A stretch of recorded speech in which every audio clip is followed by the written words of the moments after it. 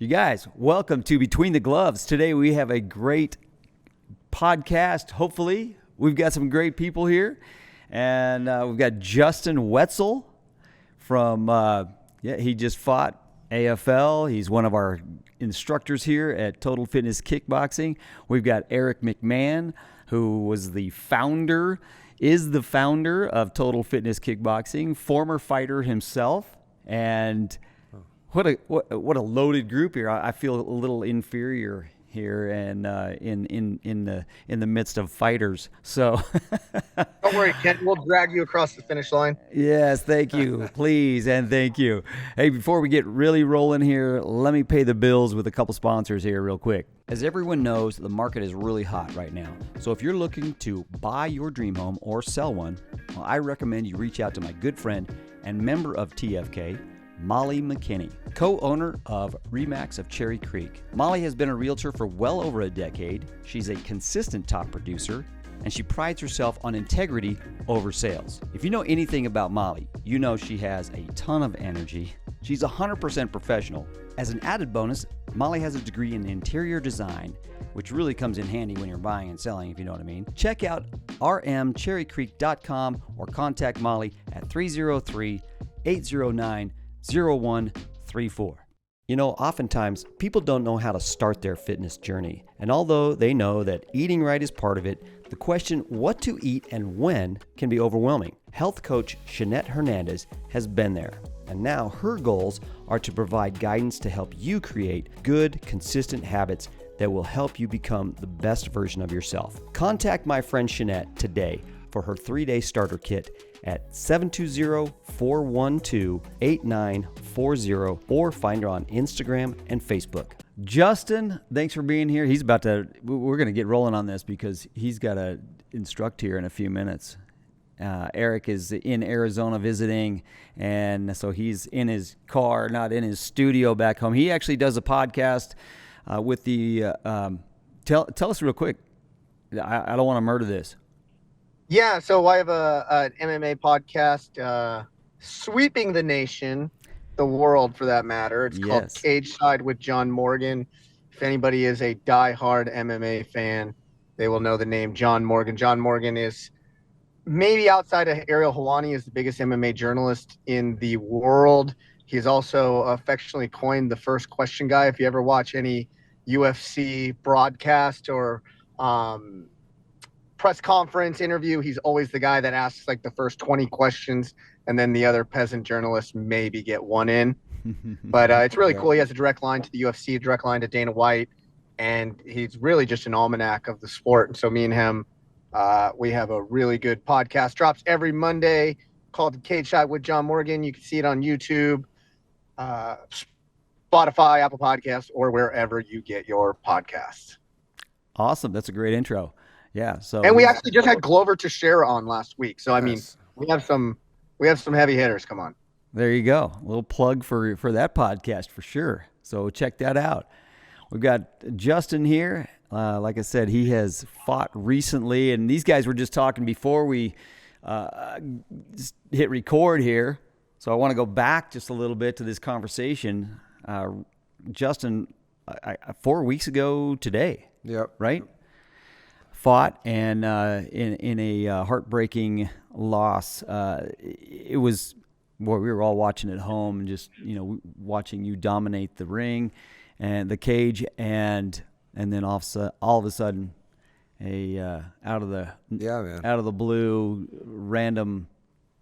That's a sport, though, right? It's it's easy to say that, but then when you experience it in real time, it is really that fast. Like, things change so fast in the game. Like, and I don't even want to call it a game because, it's lights out, the game's over. But yeah, things can go from really good, really well. Your confidence is feeling great, like you're gonna win this, and then there's a black screen for a quick second, like maybe a half second, and then there's like a ref in front of your face, and you're like, "What are you doing? Get away from me! I'm fine." But like, no, dude, you weren't fine for a second there. Yeah. It's funny. It's interesting. It's funny you say that, Justin, because what a lot of people do know, and what a lot of people don't know is I'm actually a licensed referee. I'm ABC trained. I'm I'm licensed by the commission in many states. I've ref pay-per-view cards. I've refed all over. And the turn of a dime in these fights, and what a fighter thinks is a split second where they're hurt, it's really could be 10, 12 unanswered blows. But for anybody that's been knocked unconscious before, I being one of them included, is you go into this zone of where time does not exist. Yeah. And it could be a half a second or it could be 2 minutes. You really don't know. And a lot of times you come out of it completely aware, minus that 30 seconds of your life. That's scary accurate, man. That's the best way. Because I replay that moment like so often in my head. Like how did it happen? This and that. Like, and I remember right before the strike, and then like ref in my face. Like, what do you mean? And I was also like, kind of knocked down too. So I was like halfway on the ground against the cage. Like I didn't realize I was like almost on the ground, right? Like you said, time didn't exist. Yeah. So a lot of times when I'll jump in, and I've been real fortunate to ref some high level fights. I've refed many guys on their way up to the UFC. I've refed a number of Bryce Mitchell fights. Some of my latest fights, Pat Sabatini before he got into the UFC, I refed his fight that got him into the UFC. I'll ref a lot for a promotion called Cage Fury Fighting Championships. Yep. A lot of people just call it Fury. And they're on UFC Fight Pass as well. But, man, it's crazy because a lot of times a fighter will either, one, get knocked out and or just kind of get their bell rung, and they don't really realize the damage that they have taken until maybe they watch it back. I'll have to jump in because as a referee, my number one priority is not to protect any feelings, it's to protect brain cells, right? And so when I deem it unintelligently defending yourself, I'll jump in where that fighter in a split second, they'll come back to, and they'll be like, I'm fine. I'm like, well, you may be fine now, but you don't realize what just happened in the last exchange or the last 30 seconds. And if I were to have allowed it to continue, it could have been major, major problems, permanent major problems. But in that moment, it doesn't matter to you, say like Justin, it doesn't matter to you because you were really kind of maybe just knocked loopy, and you really didn't know. So a lot of times the referee will get a lot of the blame where, hindsight being 2020, it probably was a really good idea to stop that when we did. Oh, for sure. Yeah, I watched it back, and instantly when you see the stoppage, it's like, okay, if he didn't stop, it was a great stoppage for sure. If he didn't stop it, he would have, teed off on me 10, 20 more. Yeah, it would have been bad. Like it would have been, instead of like waking up instantly, like something that put me to sleep for a while. You know what I mean? Yeah. Watching it, I wondered what he would say when he came back, and when I saw him again in person, I literally was like, man, he looks upset. He looks like he's been, just like this was just taken away from him without reason. And so I wondered what he, when you first came in, you're like, yeah, totally the right call. I was like, wow, okay, that was your first response. That was what you came back with and took away from this. So that was really interesting to me because I just saw the pain on your face. Oh yeah. When they raised his hand, I was like, oh, I can just see. Oof. That was just devastating to you. And but that it shows your character. It shows that you're in this for the right reasons, and that that you look at this intelligently, and you're not just a beast that either or wins or dies. Mm-hmm. And that you attack this as a sport, and instead of an emotional type of I don't know driven by emotion thing. Sure. So yeah, but I've got great reviews from other people in the business. Todd Romero, who we've had on here before, just said nothing but sung your praises. And I spoke with him right after that. He said the same thing. That's the name of the game. Mm-hmm. I called him and said, yeah, he lost. Well, He goes, yeah, that's the sport. And but so before that and after that, what are your thoughts? Before, I mean, you went into this thinking what? I didn't put any pressure on myself, but I knew if I went in, I guess not no, but I felt like if I went in there, did a good job, finished my opponent, I probably would have been on the list to get called up short notice for something major league, whether it's Bellator, UFC, something bigger than regional MMA, something that I've been chasing since I started this.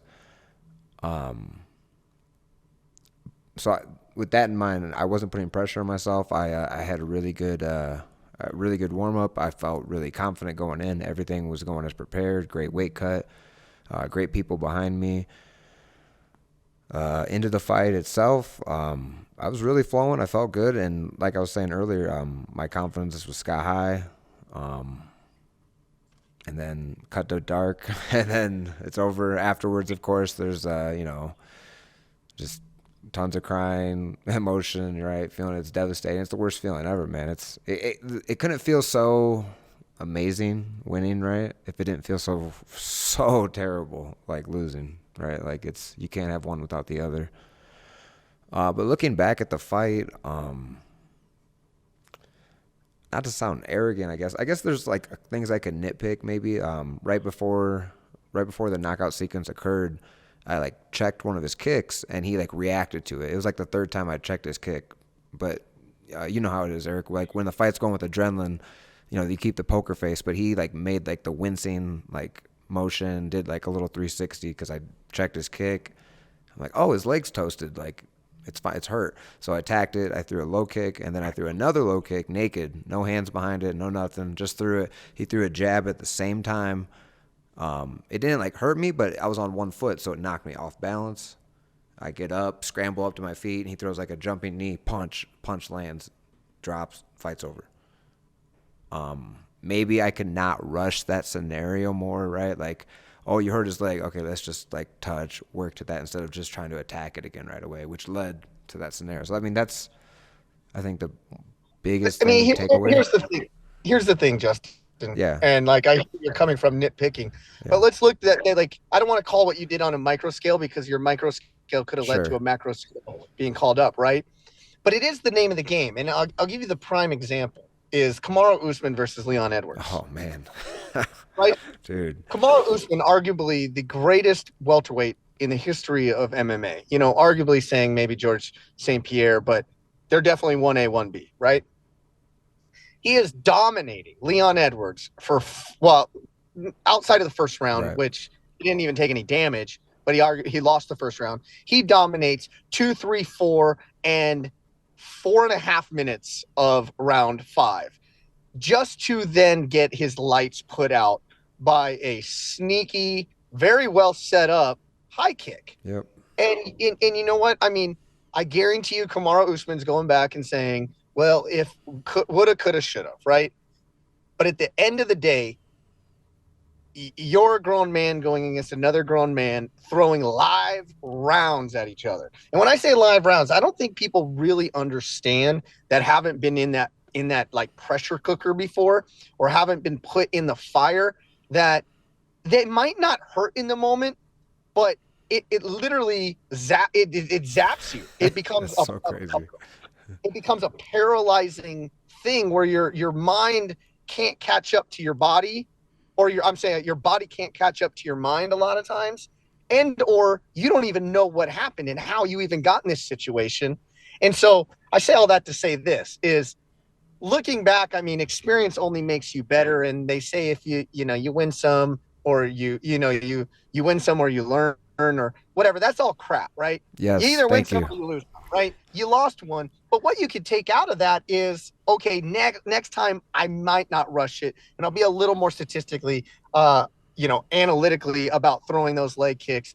Definitely not throwing them blind. As a ref, I can tell you, I probably see more knockouts off of people throwing naked leg kicks, other than, even pawn that jab out there. Like you look at Leon Edwards with that head kick knockout, he threw a feint jab into a head kick just to disguise it. You know what I mean?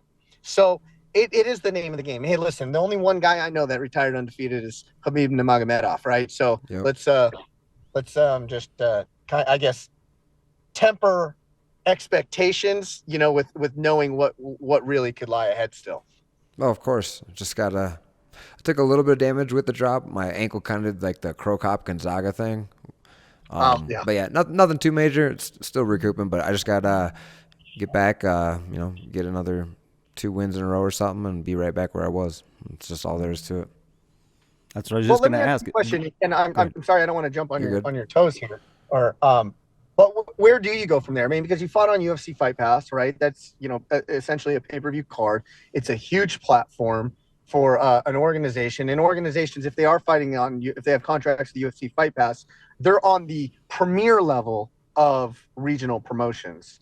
So, what are you looking to do from here? Are you looking to kind of maybe take a step down, get a little more experience, a win or two in a smaller regional before jumping back up to that, to then get noticed to maybe get a shot? What are you looking to do? That's a great question. You kind of read my mind, to be honest. I'm not exactly sure, but that's kind of more what I have in mind. There's some promotions here around in Colorado, Sparta Combat, Colorado Combat. Might be looking to do something like that. There's promotions back home in Iowa too. Haven't really contacted anyone yet, but just focusing on healing first. But that is likely the plan. Maybe going back a step. I fought 4 fights now in LFA, went 3-1.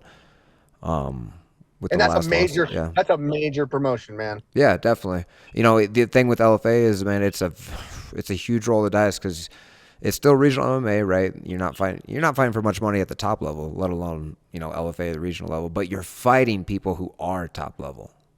You're fighting people who are also trying to get UFC. Anybody that fights in LFA is a win or 2 away. Right. The only way to get to LFA is if you are the cream of the crop, and there is huge upside to that person. Yep. So, I think that might be the plan.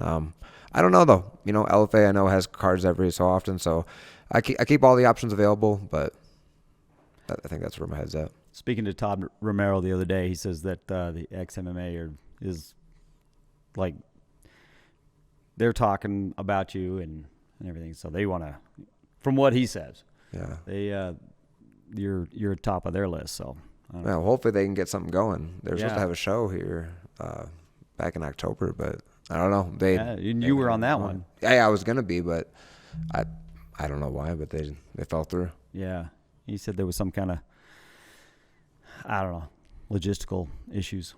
So money. yeah, probably. I mean, they didn't get the sponsors they needed to run the promotion. Yes. But hopefully that comes through for you. And what's your life like now? What you've got, how much time do you have to wait? Do you have to wait? Is there, I don't know how that works. So I'm pretty sure it's actually weird. I didn't get any paperwork after the fight for suspension and stuff like that. But I'm sure it's like at least like 45 to 60 day like suspension and stuff like that. As far as life now after the fight, all I've really been doing is strength and conditioning 3 times a week. Just I've came into the gym a couple times to watch sparring, but just focusing on stuff at home, trying to grow my own business too, training people, putting a lot of time and energy to that. It's really weird when you're not training 2-3 times a day, how much energy you have to devote to other things, dude. It's crazy. But my ankle's getting better, probably a few more weeks, and start slowly ramping up the training, getting back to that, but staying consistent. You like to keep it on the feet? Are you more of a striker or more of a grappler? So it depends, man. My background, I started in wrestling in high school. So starting as an amateur, I was definitely a wrestler, man. Like, would try to always get the fight down.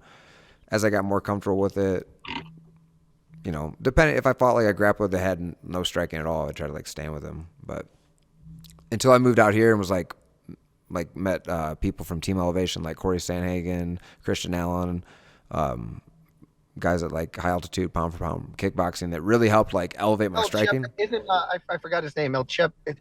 Chepe. Yeah. El Chepe. That's funny. Yeah. Have you repped his fights? I believe it or not, I've reffed him a few times. For HFC?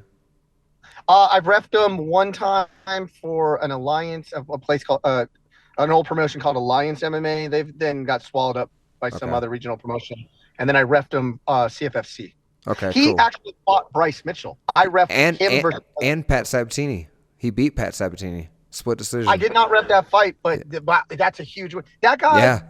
How he has like 6 or 7 losses on his record is beyond me. He is. Dude. I'm always so thoroughly impressed when I ref this guy, but yet both of the fights I've refed him, he's lost, and I walk away saying, that's the greatest fighter I've ever seen lose. Dude, I've said that to people myself. Like, imagine you get like his name, like your manager, whoever says, "Hey, we got this guy that wants to fight." You look him up, and it says like 10-6 or something like that, and you're like, "Okay, yeah, sure, that's a great record. I'll fight him." And then he's standing across the cage from you, like that is rough, dude. But a guy who on a regional scene has fought Bryce Mitchell and Pat Sabatini, like, good Lord.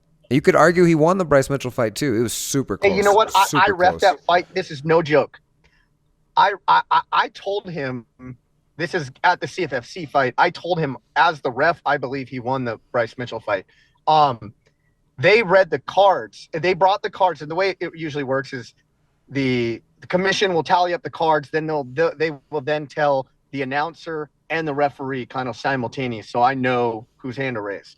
And they told the announcer and me, and they said Bryce Mitchell by unanimous decision. I said, and this is what I told the commission. I said, retally them, because I thought they made a decision. Now, I've watched that fight back a couple times, just because it was an awesome fight. And I do think, hindsight being 2020, that Bryce Mitchell won the fight. Just he had back control a little bit longer, and but the scrambles in that fight were amazing. But I think Chepe definitely deserves a shot at some point. Definitely, man. Definitely. Wow. Okay, can I switch gears here a little bit? Because sure. all I do is sit here and think, okay, what is it that takes a wrestler? I wrestled in high school. Eric, nice. I mean, where did you start?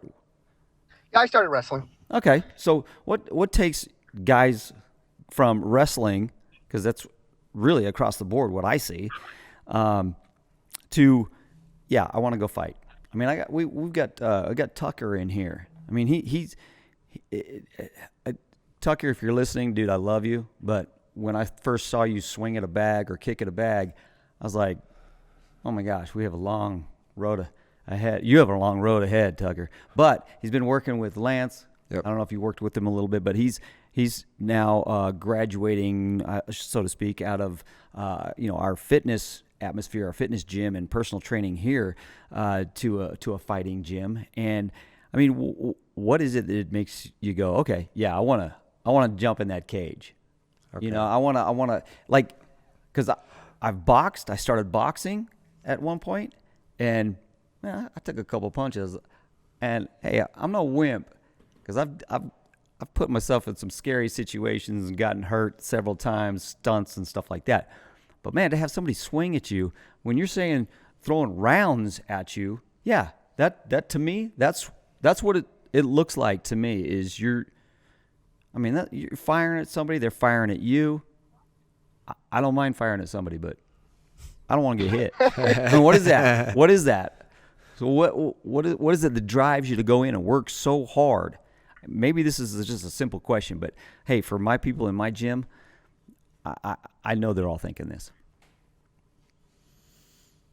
So, like, what started it, or what? Yeah. What? Okay. Well, I mean, from a like 2 parts. Okay. I got you. So for me, this is gonna sound kind of weird, but me and another wrestler buddy, we started like a little high school fight club, and we had other kids like agreed to meet up at like a park location one time, and everyone showed up. There was like 50 people there, like this huge circle, and the guy that I was gonna like fight, he was like in this circle jumping around, shirt off, like gloves on when I pulled up to the park. So it was like my first like feel for it, and I just like said I would, like, I was into like UFC and stuff. So I just said I would. I thought I was like a wrestler, right? And he was like some kid that had a heavy bag in the garage, so he was a striker. so we got together at the park, dude. Like gloves, we had mouthpieces, Vaseline. Went in there, took it. Long story short, took him down, and choked him out. But that feeling, those nerves before that were very similar to like fights I've been in now, dude. And that feeling of winning afterwards was like, I'm still doing it now. That was when I was 17. I'm 30 now. So, I'm still, chasing that dragon or whatever you want to call it. But I guess, Ken, from like if you're saying like what makes wrestlers transition really good, and wrestling, what makes anybody say I want to go fight? But to your point, I think it's competition, right? Yeah. It's in my eyes, fighting is the ultimate form of competition, right? If you take one step down from that, it's wrestling, because there's a grit, there's a determination, there's a work ethic that has to go in if you want to do it in any level of success. And I always say this about like wrestling, jiu-jitsu, and MMA. It's like you can't cheat the grind. There's no way of cheating that grind in those particular sports. The mats don't they really don't care how much pure talent you have, because like when you get to that 4-5 and even in an amateur wrestling match, that 6-minute mark, it's a battle of wills at that point. And that's why a lot of wrestlers transition. Not only the fact that they can take it to the ground and they can control the fight, but they have, guys that are in the UFC now that came from wrestling growing up, they have 1,000 competition matches that have led them to that point. They understand the grit that it takes. They're not going to be mentally defeated. And I think that's the biggest thing about how people get into that, is they grow up in this firefight of, fight versus flight mentality from a very early age. And you have to be an alpha competition guy to get that. And most highly successful wrestlers all have that embedded into them. That's why I don't want to get in the ring. I was not a high level wrestler. That's a really good point, Eric, and that's a way better answer too. Competition, man. Yeah, I wasn't satisfied after I was done wrestling in high school and wanted to keep competing. That's a great way of putting it. Well, for me, it was always like, I wrestled growing up. Then I got into Muay Thai kickboxing. From there, I got into jiu-jitsu. And then it became one day is like, why am I going to build a sword unless I'm going to see how sharp it is? And it wasn't from an aspect of like me trying to look good for a girl or whatever. It became this inner demon that I had in myself that I said, I need to prove it to myself, And there's a big difference. This is what everybody says. Oh, I'm 10-0 in the streets. I'm 20-0 in the streets. There's a big difference between fighting in the streets and fighting in a cage. Meaning, if me and Justin were just to bump each other into a parking lot and we decided to throw down right then and there, that was in the moment, right? And so a lot of people can fight in the moment. When you have to sign your name on a contract 6-8 weeks out, going to bed every single night, only thinking about that, watching your weight, training, knowing that the other guy, his only mission is to hurt you. The anxiety that goes along with that is something that you can't compare anything to, in my opinion, maybe aside from knowing that you're going into war, right? But it's the only thing. And that's why a lot of tough guys in the streets will never make it into the cage, and that's where those wrestlers come involved, because they have done this from an early age. So everybody's scared. I don't care what you say. Everybody is scared. Everybody is nervous. But can you channel that? And the only way to really properly channel that is to have experience doing it. And a lot of wrestlers have that experience. And that's an overall lesson, right? Experience, practice, the grind day after day. What can you do? What is your potential? Finding that out and going through what it takes to find that out sets you apart. And I look at fighters that way. Just, that they're kind of like skydivers, Yeah, you're out there putting your life on the line. I always thought skydivers were they were just crazy. And I think of fighters the same way, just crazy. They live life on the edge. And, Justin's one of the most calm people I know. A lot of the skydivers outside of the sky, most calm, relaxed people that you'd find, other than Eric here, who's, wired 24/7 and, tons of energy and over the top. Well, with that being said, I want to ask, because I do understand, I do see his disposition. I know a lot of high level fighters, and I want to ask Justin, kind of some particular questions, because I never fought at the level Justin did, right? I only fought strictly amateur, and it was really just to check boxes for me and myself. And then it came to a point where my current employer was like, you need to make a decision whether you want to stay working here or if you want to show up to work again after you had surgery on a broken hand and all this, right? So, but I can safely assume in saying that you're never satisfied. That's what's safe. driving you. The driving you is to be the ultimate that you could be. Am I correct? Definitely. That's that's a great description, I guess. Yeah. Never satisfied. Oh, that's really great. I was just talking to someone about that earlier today, actually. That's crazy. Describe that. Can you describe your feeling about that? What's your... It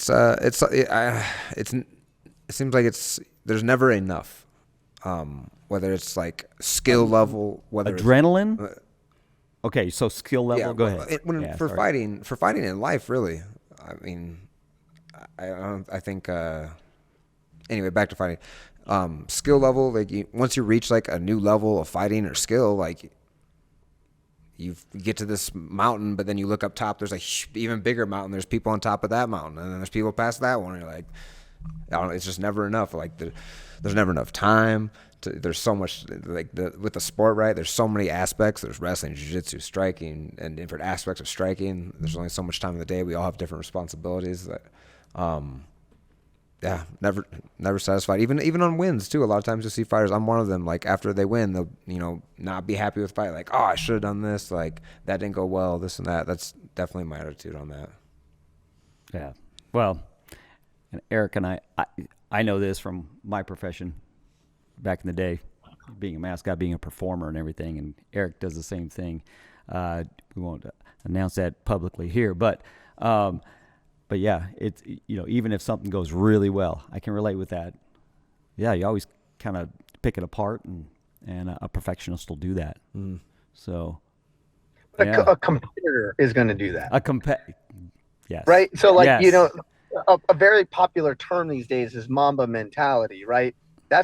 Mamba Mentality is not unique to Kobe Bryant, right? That is either, and I truly believe you are either born with that ultra competitive aspect, not necessarily even against somebody else. Like competition doesn't have to be against somebody else. It could be to the greatest form that you could possibly be. And so, like, for me, I'll put it in my perspective, is I'm a brown belt in jiu-jitsu. Okay. I started doing jiu-jitsu not until I was, 30 years old. And then I'm like, okay, I just want to attain a blue belt.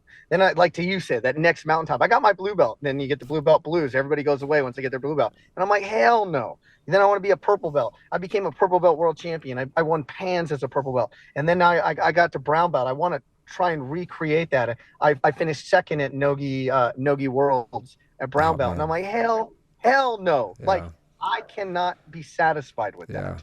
And then, not to say my accolades, but it has nothing to do with an opponent at all. Like, I want to win everything I can at brown belt. Then I want to get to a black belt, because that inner drive is something I'm born with. And I can't turn it off. If jiu-jitsu and competition is taken away from me, I'm going to try and be the best damn chess player there has ever been in the history of this world. Yes, it's just in me. Did you just compete in the ones a few weeks ago? Well, the Worlds, or was that the... No. So I competed in pans. That was about 2 months ago. Okay. I was in Dallas.